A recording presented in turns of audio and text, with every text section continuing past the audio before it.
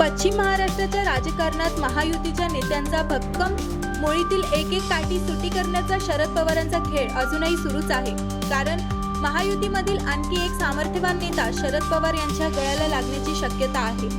लोकसभा निवडणुकीत माढा मतदारसंघात भाजपच्या रणजितसिंह नाईक निंबाळकर यांच्या विरोधात उघडपणे दंड थोपटणारे अजित पवार गटातील ज्येष्ठ नेते आणि विधान परिषदेचे माजी सभापती रामराजे नाईक निंबाळकर शरद पवार गटात प्रवेश करण्याची दाट शक्यता आहे।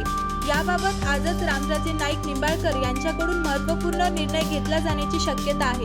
सूत्रांच्या माहितीनुसार रामराजे नाईक निंबाळकर यांनी शनिवारी रात्री फलटण येथील खटके वस्ती येथे कार्यकर्त्यांचा मेळावा बोलवला आहे। या मेळाव्यात रामराजे नाईक निंबाळकर कार्यकर्त्यांची सल्लामसलत करून त्यांच्याच कलाने निर्णय घेतील अशी माहिती आहे। परंतु रामराजे नाईक निंबाळकर यांनी घड्याळाची साथ सोडून तुतारी हाती घेण्याचा निर्णय पक्का केल्याची माहिती आहे। रामराजे यांच्यासोबत विद्यमान आमदार दीपक चव्हाण देखील अजित पवार यांची साथ सोडतील असे सांगितले जात आहे। अजित पवार यांनी एका कार्यक्रमात नुकतीच फोनवरून दीपक चव्हाण यांची विधानसभेची उमेदवारी जाहीर केली होती। मात्र त्यानंतरही दीपक चव्हाण यांनी अजित पवार यांची साथ सोडण्यास हा अजित पवार यांच्यासाठी दुहेरी धक्का ठरेल।